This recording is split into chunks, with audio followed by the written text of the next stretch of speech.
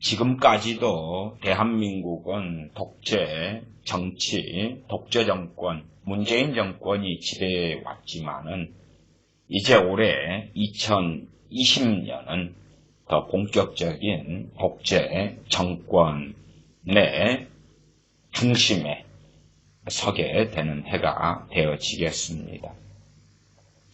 공수처 이야기를 좀 해보려 그럽니다. 아시는 분들은 꽤 아실 거고 모르는 분들은 관심 없어 하실 내용이 될 것 같습니다. 공수처가 작년 연말인 12월 30일 날 국회 본회의를 통과하였습니다. 공수처가 과연 무엇이냐? 고위공직자 범죄수사처가 공수처지요. 통과되었고 거기에 무수히 많은 악하고 좋지 않은 조항들이 포함되어서 무소불위의 권력을 가진 수사기관이 탄생하게 되었습니다. 앞으로 이제 6개월 정도 지나고 준비 과정 거쳐서 7월달, 올해 7월이면 본격적으로 가동할 것입니다. 그러면 이 공수처가 수사하는 대상이 누구냐? 또 수사권과 기소권을 가집니다. 기존의 기소권은 검찰만 가지고 있다가 이제는 어떤 면에서 이 초법적인 기관이 되어졌습니다.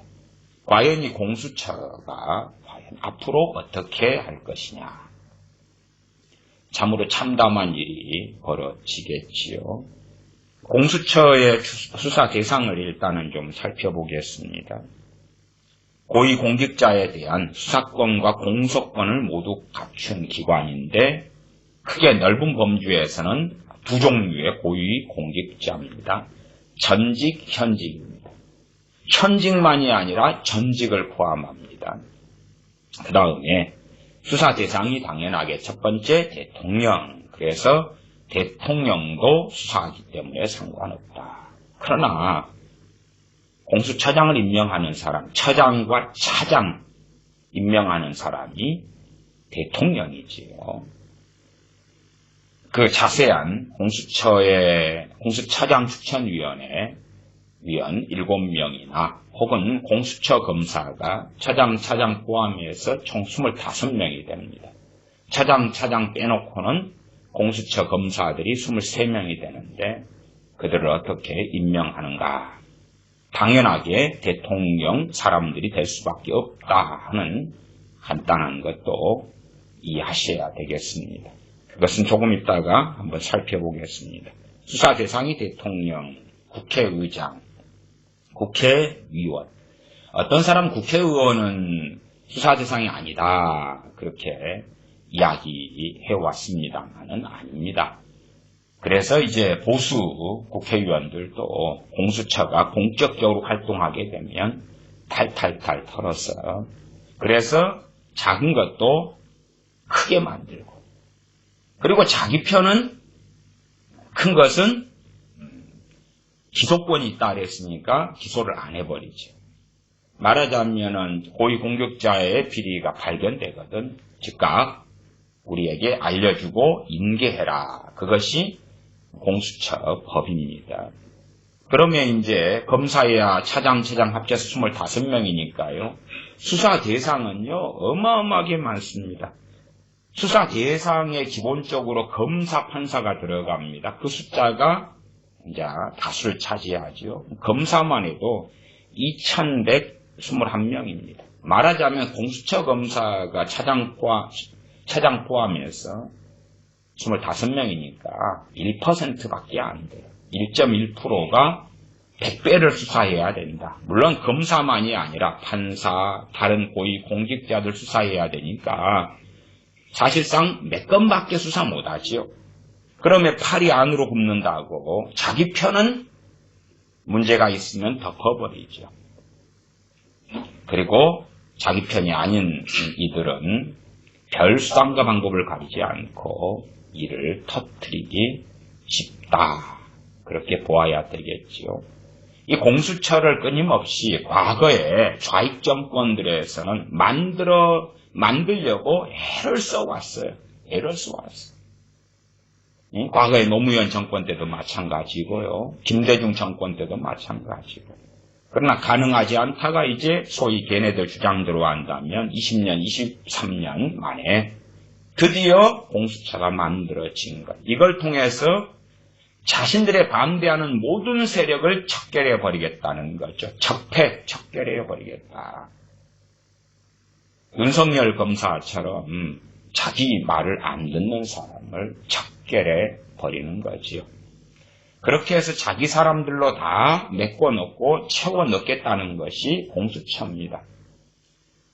공수처를 통과시키기 위하여 조국 같은 경우는 작년 초에 자, 국회의원들 너희들은 포함 안 시켜줄게 딜하자 그렇게 발표도 했습니다. 작년 2019년 2월이지요. 자, 너희들은 빼줄게. 어떤 분이 그런 댓글을 다셨더라고요. 국회의원은 공수처 수사 대상에 안 들어갑니다. 아니요, 들어가요. 모르는 소리 하지 마세요. 대신에 기소 대상은 안 되고요, 수사 대상이 되어져요. 그러나 이미 수사를 통하여서 탈탈 털어버리거나 없는 것도 덮어 씌우면 그러면 뭐 볼장 다 보는 것도 아닙니까? 언론을 장악하고 있는데요. 그리고 정의당 같은 경우도 국회의원 다 빼주자 하는 것에 정의당이 결사반대하면서 국회의원을 빼면 어찌 되냐? 다 집어넣어라. 이해찬 같은 경우도 국회의원 빼면 안 된다. 작년 12월도 강경하게 일어섰죠. 국회의원, 아마 그래서 자유한국당 같은 경우도 국회의원만 빼준다 그랬으면 공수처 설치 법안에 대하여 찬성하는 사람들도 꽤 있었을 거라 생각해요. 근데 자기 발등에 불이 떨어지게 됐으니까 안 된다 그러면 또 존재하리라 보아요. 국회의원이 포함됩니다. 대법원장, 대법관, 헌법재판소장, 헌법재판관들, 국무총리, 중앙선거관리위원회, 중앙행정기관 정무직 공무원, 대통령 비서실 등의 3급 이상 공무원, 특별시장, 광역시장, 도지사, 장성급 장교, 장성급이라는 것은 별을 단 장교들이죠. 검찰총장, 그래서 이제 윤석열 검찰총장도 당연하게 털어버리는 대상 되지요. 그리고 대다수를 차지하고 있는 판사, 검사, 그 다음에 경무관급 이상 경찰 공무원.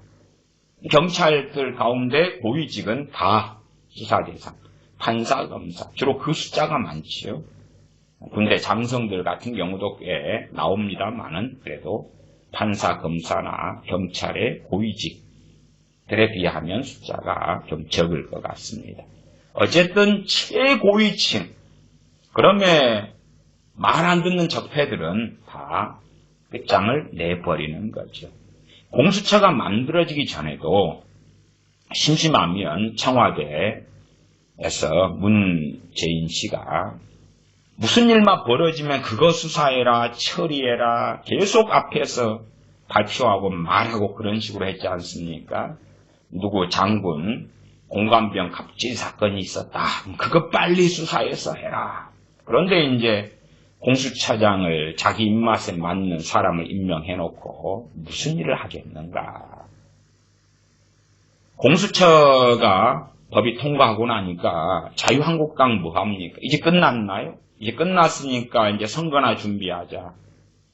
괜찮다. 이제 지나버린 비행기야. 과거야. 자유한국당의 어떤 논리는 참 거시기한 것 같아요. 물론 저는 자유한국당을 그래도 지지할 수밖에 없다. 이런 입장입니다만은 정신을 제발 좀 차려주었으면 좋겠다 싶습니다. 그러면 이제 이 공수처가 검사의 수사와 판사의 판결도 수사할 수 있는 막강한 권한을 가진 기관입니다. 검사가 이렇게 수사했어요. 그래서 검사 수사가 마음에 안 들면 그건 이제 검사가 대한 고위공직자들 같지만 이 검사가 일반 사건들, 일반 사람들, 회사들, 대기업들 등등 많은 것들을 다 관할하잖아요. 그 기소권을 가지지 않아요. 검사의 수사도 그걸 수사해버릴 수 있죠. 왜? 검사를 수사하는 권한을 가졌습니다. 판사의 판결을 내렸다. 그럼 판사의 판결이 소위 대통령 입맛에, 여당 입맛에 맞지 않을 때 판사의 판결을 수사해버려요. 너 지금 돈 받고 했지. 너 비리 저질렀지. 이 판결에서 왜 이딴 식으로 했어? 그러기 때문에 공수처가 신설되고 법안 통과되니까 보통 사람들은 나하고는 상관없어. 저 높으신 분들 이야기네. 그 높으신 분들이 보수 우리로 한다면 우리가 뽑은 국회의원들이 어찌 될지.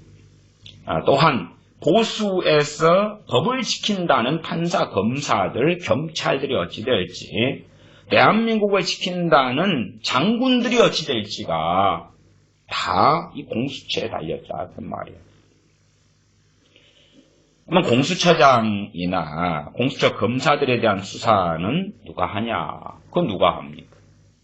아무도 안 하죠. 자기 토탈 25명인데 그 다음에 이제 공수처 검사 25명 밑에가 이 수사관들이 한 40명인가 있거든요. 40명.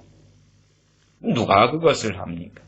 공수처 설치법 25조에 보면 공수처 검사가 범죄 행위를 발견한 경우 이를 대검찰청에 통보하여야 한다. 통보해서. 대검찰청도 수사하는 권력을 공수처가 가지고 있는데 말하자면 옥상 위에 최고의 권력기관이 탄생하는 것인데 무슨 통보요? 도대체 누가 통보하지요? 오히려 검사의 수사를 검사하는데 판사의 판결을 수사하고 시비를 걸고 그리고 기소권을 가지고 있다 그 말이에요. 수사권과 기소권을 가지고 있다. 그러면 판사의 판결이 마음에 안 들면 너 직권남용이다. 너 직무유기다. 그 혐의로 어떻게 해버릴 수 있다 그 말이지요.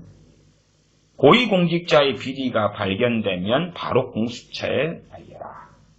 그러면 이제 자유 입장에서 이 사람이 지금 우리 편인데 우리 여당 국회의원인데 여당 국회의원의 가족인데 우리 편의 장성인데 우리 편의 판검사인데 그러면 우리가 수사할게. 수사권이니까. 그 다음에 이건 기소 못하는 사항이야. 이건 조사해 보니까 우리가 담당인데 아무 일 없어. 끝나는 거고. 그 다음에 말하자면 자유한국당 국회의원이 하나 비리가 걸렸다 하면 연락해. 우리가 수사해. 좋아. 얘는 탈탈 털어보니까 실제로 있는 것보다 훨씬 더 심해. 그래서 기소해버리지요. 그리고 문제를 더 작은 거라도 크게 만들지요. 25명의 막강한 검사들. 그러면 이제 이 공수처장은 누가 임명하냐? 대통령이지요.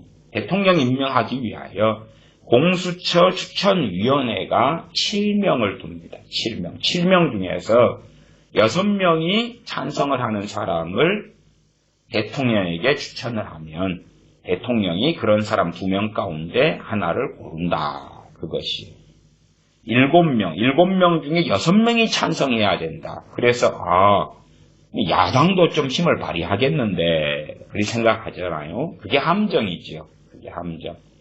왜냐하면 공수처장 추천위원이 7명인데 첫 번째 추천위원은 누구냐 그러면 법무부 장관이라요. 이제 오늘 청와대의 문재인 씨는 추미애를 법무부 장관으로 임명한다는 이야기가 나옵니다. 오늘이죠. 그러면은 추미애죠. 법무부 장관 추미애. 지금은 아직 임명이 아직 덜 돼서 후보자지만 추미애. 법무부 장관이. 법무부 장관 누가 임명합니까? 대통령이요. 자기 사람이지요. 두 번째가 법원 행정처장입니다. 법원 행정처장은 누가 임명하냐 그러면 대법원장이 임명합니다. 대법원장은 누가 임명하냐? 대통령이죠. 그러니까 법원 행정처장도 자기 사람 2명 확보, 그 다음에 여당 민주당 추천인 2명이에요. 그러면 이제 4명 확보됐죠. 민주당 추천인, 여당 추천인 2명, 4명. 그 다음에 변호사협회 회장. 변호사협회 이런데 누가 막강한 권세를 가지고 있죠? 민변 같은 거지. 어쨌든 변호사협회 회장. 그 다음에 야당 추천 2명 위원이에요. 그러면 야당 추천이니까 자유한국당의 덩치가 크니까 2명 다 가져올 수 있겠다. 그럴 리가 없지요. 자유한국당 하나 가져오겠죠. 그리고 4+1 협의체. 4+1이 뭡니까? 민주당의 4중대. 그 4가 소위 겉으로는 야당 아닙니까?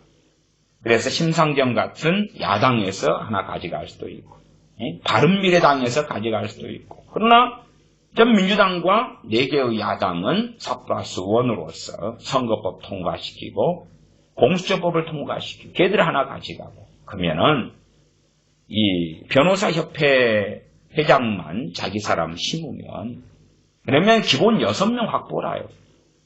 그러니까 자유한국당에서 야당 추천이 2명 가운데 하나를 가져온다 하고 하나가 반대해도 공수처장은 대통령의 사람이 될 수밖에 없다 그 말이에요. 그리고 대통령에게 무슨 칼날을 겨눈다 그럴 때에 결과적으로 최소화는 법무부 장관, 그 다음에 법원 행정처장, 여당 민주당 추천인 2명, 말하자면 이 공수처장 추천위 가운데 4명이 대통령 사람이에요. 최소화는. 그러니까 어떻게 대통령은 어떻게 해볼 수 자체가 없는 것이. 왜? 해볼 수 없다는 이야기가 대통령에 반대되는 사람은 결코 공수처장이 될 수 없다 그 말이죠. 왜? 기본 4명을 깔고 들어갔기 때문에. 그러면 대통령이 자기 사람을 뽑는데 대통령의 비리가 드러나도 대통령 조사를 누가 합니까? 공수처가 하고 공수처의 장이 공수처장이고 차장 밑에 차장이 있는데 차장도 대통령이 임명해요. 그래서 뭐 대통령이나 여당들이나 이제 완전히 자기 세상이 도래했지요. 그리고 이 검사가 공수처장, 차장에서 2명, 그 다음에 23명의 검사가 공수처 검사들이에요. 검사도 누가 임명하냐 그러면 7인위원회가 임명합니다. 7인위원회가. 이게 앞에 공수처장 추천위원회 7인하고 또 틀려요. 이 7인위원회가 이제 자기 입맛에 맞는 검사를 23명을 세웁니다. 말하자면 그 100명이 넘는 그 검사들 가운데서 자기 입맛에 맞는 내가 시키는 대로 하는 똥개들을, 사냥개들을 23명을 뽑죠. 그 7인위원회가 누구냐? 그러면 첫째가 공수처장입니다. 공수처장이 뽑아요. 2번째가 어떻게 뽑고 추천하냐 그러면 여기서는 7인위원회가 과반수입니다. 7명 중 6명이 아니고 과반수예요. 이게 4명만 되면 되는 거예요. 4명만 되면. 그렇죠? 첫 번째는 공수처장, 2번째 공수차장, 3번째 공수처장이 추천한 사람, 3명 자기 사람이지. 그 다음에 여당 추천한 사람 2명. 이 23명 검사를 추천하는 그러한 7인위원회도 5명이 자기 사람. 이미. 그건 과반수 이상의 추천이고. 그리고 야당 추천 2명이죠. 자유한국당 하나 먹으면 하나는 이제 바른미래당이 하나 가져가든지 정의당이 가져가든지 뭐 이런 양상이 되겠죠. 그렇기 때문에 어떻게 되겠어요? 그렇기 때문에 필연적으로 공수처에는 대통령 입맛에 맞는 사람들이 들어가게 되고 차장에서 25명이 똘똘 뭉쳐서 이제 소위 대통령의 주장에 따르면 적폐 세력을 척결하겠지. 적폐 세력을 척결하겠죠. 실상 문재인이 2017년 대통령 선거 공약의 1호 사항입니다. 1호 문재인의 대통령 선거 공약 1호가 공수처 설치죠. 그것은 검찰 개혁이란 이름으로 검찰이 가지고 있는 기소권을 그 위에 옥상 위 기관을 설치해서 적폐를 다 해버리겠다. 말하자면 광화문 혁명이 일어났을 때에 광화문에 100만 촛불이 일어났을 때에 거기에서 규정한 적폐 세력들을 싸그리 다 처리해버리겠다. 그것을 이제 가능하게 된 시대가 되었습니다. 북한은 참 환영하고 좋아합니다. 그래서 북한 사이트가 우리 민족끼리잖아요. 거기에서 공수처법 통과, 선거법 통과, 우와 잘했어 연일 글들이 올라온다 그럽니다. 그러면서 공수처와 선거법 개정에 반대하는 자유한국당을 비난하고 욕하면서 공수처법이 설치가 됐다고 북한이 좋아서 박수를 지금 치고 있습니다. 그래서 대한민국은 이제 본격적인 독재 시대로 들어가게 되었다. 그게 2020년이다. 물론 공수처가 6개월 정도 준비기간을 거쳐서 빠르면 올해 7월에 시작되게 됩니다만은 결코 가벼운 이야기도 아니고 정말 심각한 이야기가 됩니다. 소위 말하면 4월 15일 날 총선을 통하여 국회의원을 뽑아놔도 흠결이 없어도 만들어내게 됐는데 자식이나 돈이나 무엇이나 약점만 조금 있다면 약점을 가지고 정권의 신여가 되지 않으면 자유한국당 보수라도 국회의원인데 약점이 있다면 약점이 없어도 끝나게 되는 세상이에요. 누가요? 판사, 검사, 고위직 경찰, 행정처, 3급 이상 공무원들, 장성들 약점이 있어도 끝나는 판인데 국회의원 약점이